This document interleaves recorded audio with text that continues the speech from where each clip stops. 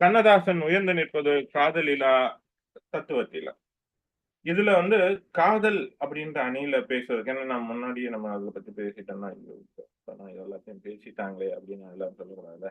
இருந்தாலும் நான் இதுக்கு முழுக்க முழுக்க ஒரு ரசிகனாகவே இங்கே வந்திருக்கிறேன் அப்படின்றதை நான் சொல்லிக்கொண்டு என்னுடைய முன்கூட்டிய தயாரிப்போ முன்கூட்டிய அஹ், கணிப்புகளோ இல்லாமல் தான் வந்திருக்கிறேன். கண்ணதாசனை ஒரு ரசிகனாகவும் இங்கே பேசக்கூடியவர்களின் கருத்தை ரசிக்கவும் நான் வந்திருக்கிறேன் என்பதை இங்கே சொல்லி காதலில் தான் கண்ணதாசன் உயர்ந்து நிற்கிறார். அவர் எழுதிய காதல் பாடல்களில் தான் உயர்ந்து நிற்கிறார் என்ற அணிக்கு தலைமை தாங்கி இரவு இப்ப 1 மணி தொடர்போது அந்த 1 மணிக்கு நள்ளிரவு அதை நான் எல்லாரும் நல்லா புரிஞ்சுக்கணும் அப்படின்றத சொல்லி அந்த நள்ளிரவு 1 மணிக்கு இங்கே தலைமை தாங்கி கொண்டிருக்கக்கூடிய தங்கமங்கை அன்புடன் ஆனந்தி அவர்களுக்கும் அந்த 1 மணியிலிருந்து ஒரு 3 மணி நேரத்தை கழிச்சிடுங்க. நான் காதலே கண்ணதாசன் உயர்ந்து நிற்பது காதலே என்ற அணியின் சார்பாக அதன் தலைமை தங்கமங்கை அன்புடன் ஆனந்தி அவர்கள் 1 மணிக்கு களமிறங்குகிறார். நன்றிங்க சத்யா. அனைவருக்கும் என் அன்பின் வணக்கம்.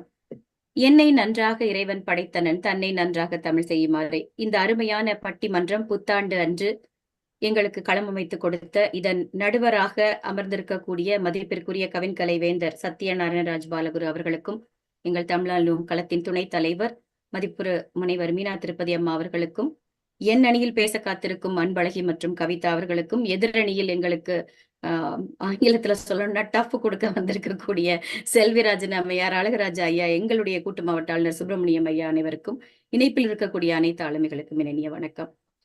கண்ணதாசன், கண்ணதாசனே கண்ணதாசனே வந்து விடு, என் காதல் கவிதையின் வரிகளை கொஞ்சம் திருப்பி கொடு. காதலிக்கிறவங்க எல்லாருமே கண்ணதாசனை தான் வச்சு இன்னைக்கு நல்லா பாருங்க. எந்த ஒரு அற்புதமான காதல் ரசம் சொட்ட சொட்ட இருக்கக்கூடிய பாடல்களா இருந்தாலும் கண்ணை மூடிட்டு யோசிக்காம அவர் எழுதாம வாலி எழுதியிருப்பாரு, வைரமுத்து எழுதியிருப்பாரு. ஆனாலும் கண்ணதாசன் எழுதுனது ஒரு முடிவுக்கு வந்துருவாங்க நிறைய பேர். அந்த அளவிற்கு காதல் ரசம் சொட்ட சொட்ட பாடல்களை கொடுத்தவர். அடிப்படை ஒரு குடும்பமாக இருக்கட்டும், ஒரு அடிப்படை என்ன காதல், ஒரு ஆணுக்கும் பெண்ணுக்கும் ஒரு காதல் ஏற்படுகிறது. அந்த காதலிச்ச பையனோ பொண்ணோ ஒருத்தருக்கு ஒருத்தங்களை ஒரு பிரியக்கூடிய சூழல் வரும் பொழுது ஒரு சோகத்துல பாடக்கூடிய பாடல்ல கூட அந்த காதல் அப்படியே தெறிக்க விடுவாரு.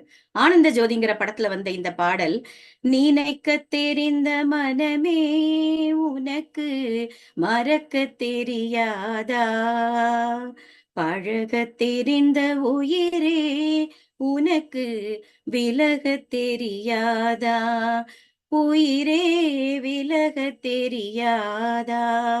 ஒருத்தங்களை மனசார நேசிச்சு அவங்கதான் நமக்கு உலகம் அப்படின்னு ஒரு முடிவுக்கு வந்ததுக்கு பின்னாடி அவங்கள மறக்கிறதுங்கிறது ஒரு பெரிய கொடுமையான ஒரு விஷயம். அதனாலதான் இன்னைக்கும் சொல்லுவாங்க, ஒரு பெண் இன்னொரு இடத்துல போய் திருமணமாயி போயிட்டாலும் சரி, அதனாலதான் காதலிச்ச பிள்ளைக்கே கட்டி கொடுத்துறணும், அதை பிரிச்சு வைக்காதீங்க, ஒரு பெரிய பாவம்னு சொல்லுவாங்க. ஏன்னா நெஞ்சில் ஒருவனை சுமந்து இன்னொருவனோடு வாழ்வதுங்கிறது ஒரு பெரிய கொடுமை.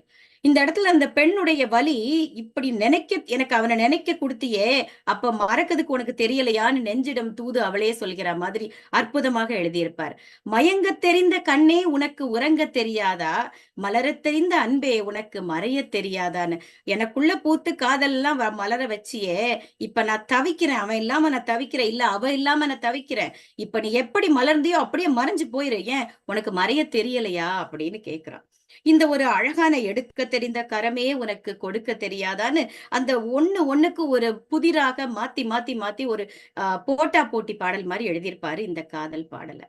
அதாவது கொதிக்க தெரிந்த நிலவே உனக்கு குளிர தெரியாதாவா. நிலவுனாலே குளிர்தான். காதல் வயப்பட்ட பெண்ணோ ஆணோ அவர்களுடைய நெஞ்சம் அப்படியே கொதிக்குது. அந்த கொதிக்கக்கூடிய அந்த நிலவு போல இருக்கக்கூடியது குளிர முடியாதான்னு கேட்கிறாரு. இதை விட அற்புதமாக இந்த காதலில் பிரிந்து வாடுபவர்களுக்கும் நம் கண்ணதாசன் கொடுத்த இந்த வரிகளை விட யார் எழுதிவிட முடியும்?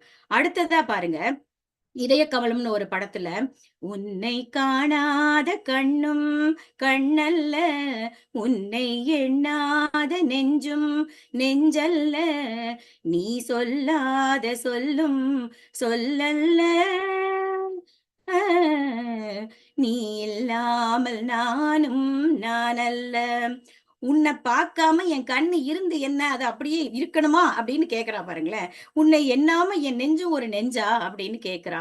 நீ சொல்லாத சொல்லும் சொல்லல்ல, நீ இல்லாம நான் இல்லவே இல்ல. இதை விட எப்படி சொல்ல முடியும்? இங்கு நீ ஒரு பாதி, நான் ஒரு பாதி, இதில் யார் பிரிந்தாலும் வேதனை பாதின்னு. உன்னை பிரிஞ்சு நானும் இருக்க முடியாது. அன்றில் பறவை போல சொல்லுவாங்க இல்லையா?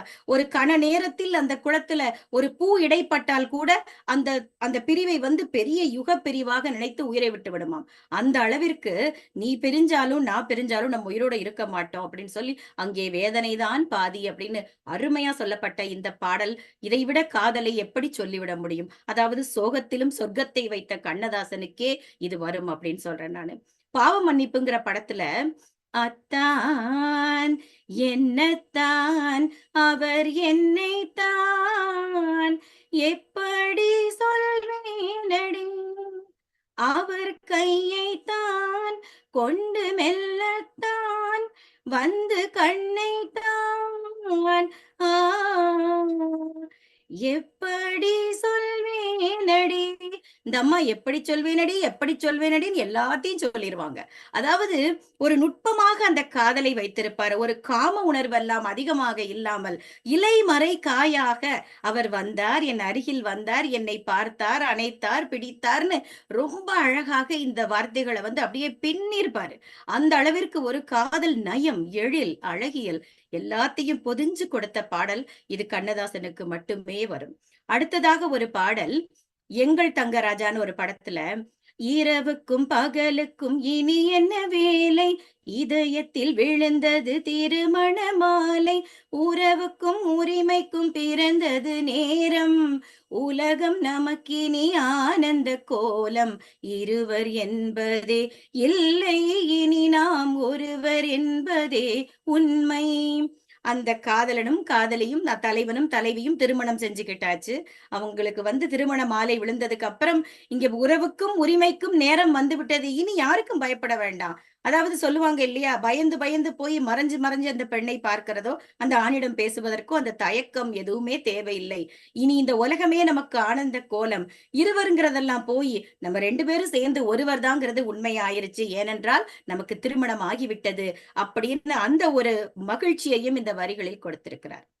அடுத்ததா பாருங்க, பார் மகளே பார் அப்படிங்கிற ஒரு படத்துல, நீரோடும் வைகையிலே நின்றாடும் மீனேயோரும் கானகத்தில் கைகாட்டும் மானே, தாலாட்டும் வானகத்தில் பாலூட்டும் வெண்ணிலவே, தெம்மாங்கு பூந்தமிழே தென்னாடன் குலமகளே. அதாவது இங்கே காதலிச்சாச்சு, காதலிச்சவனை பிரிஞ்சாச்சு, திரும்ப சேர்ந்தாச்சு, கல்யாணமும் ஆயாச்சுங்க, இப்ப பிள்ளை பிறந்தாச்சு. அந்த தலைவனும் தலைவியும் தொட்டிலில் பிள்ளையை போட்டு ஆட்டி கொண்டிருக்கிறார்கள். அப்ப ஆரவர பாட்டு பாடிட்டு இருக்காங்க. ரொம்ப அழகாக அதுல ஒரு வரி வரும், மகளே உன்னை தேடி நின்றாளே மங்கை, இந்த மங்கள மங்கை, வருவாய் என்று வாழ்த்தி நின்றாரே தந்தை, உன் மழலையின் தந்தை, நான் காதலெனும் கவிதை சொன்னேன் கட்டிலின் மேலே, அந்த கருணைக்கு நான் பரிசு தந்தேன் தொட்டிலின் மேலே, ஆரீரோ ஆரீரோ ஆரீரோ ஆராரோ.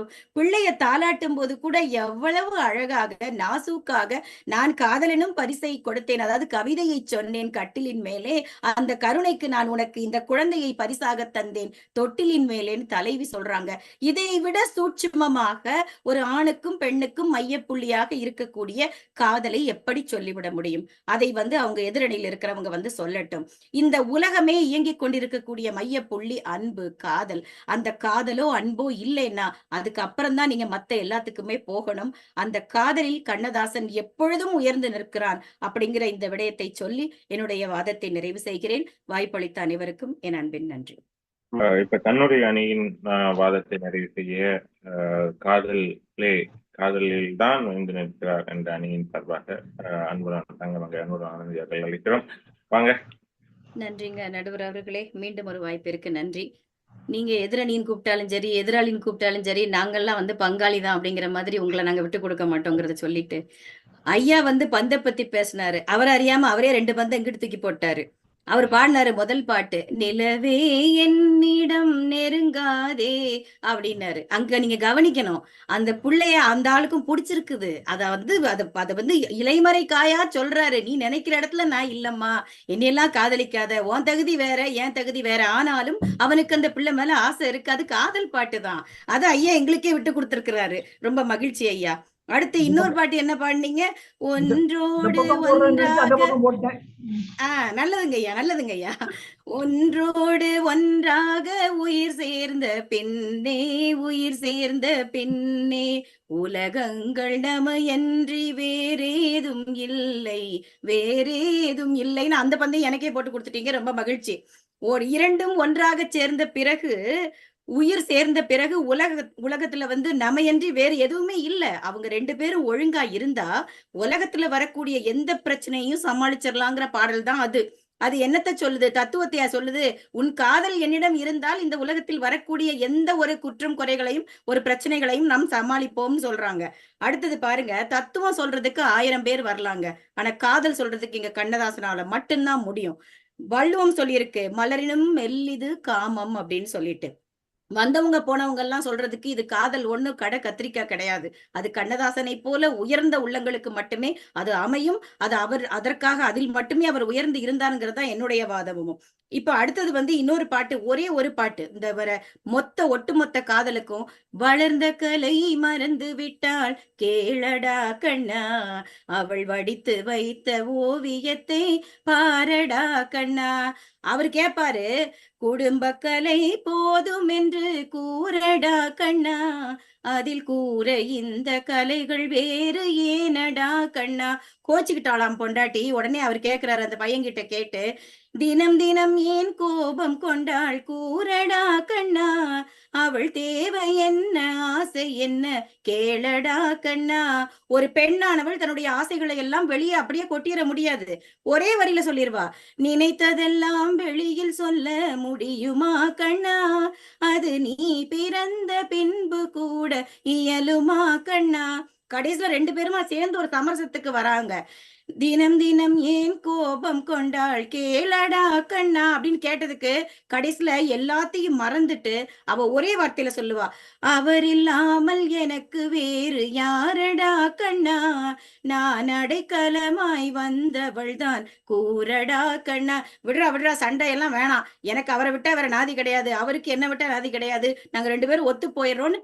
காதல் ஆக்சுவலா நீங்க முன்னாடியே ஐயா வந்து சொன்னது என்னன்னா, எந்த ஒரு துன்பம் அவன் வந்து பிசினஸ்ல இப்போ ஒரு தொழில் பண்றாங்க, அதுல நஷ்டம் வந்துருச்சு, அலுவலகத்துல எவனோ கண்ணா பின்னான்னு திட்டான், வீட்டுக்கு நொந்து வரக்கூடிய ஒரு மனிதனை நீங்க ரோட்ல உட்கார்ந்து தண்ணி அடிச்சிட்டு வீடு வரை உறவு வீதி வரை மனைவி எல்லாம் பாடிட்டு இருக்க முடியாது. அவர் வீட்டுக்கு வரும் பொழுது அன்போடு அந்த தலைவனை தாங்கக்கூடிய, தோள் கொடுக்கக்கூடிய, தோழியாக இருக்கக்கூடிய ஒரு மனைவி இருந்தால் அவன் எதிரையுமே ஜெயிப்பான். அதுதான் சத்தியம். அப்படி காதல் இருக்கக்கூடிய ஒரு குடும்ப தலைவி இருக்கும் பொழுது அந்த கணவனுக்கும், அப்படி ஒரு கணவன் அமைந்தால் அந்த பெண்ணுக்கும் வாழ்க்கையில் வெற்றி மட்டுமே கிடைக்கும்.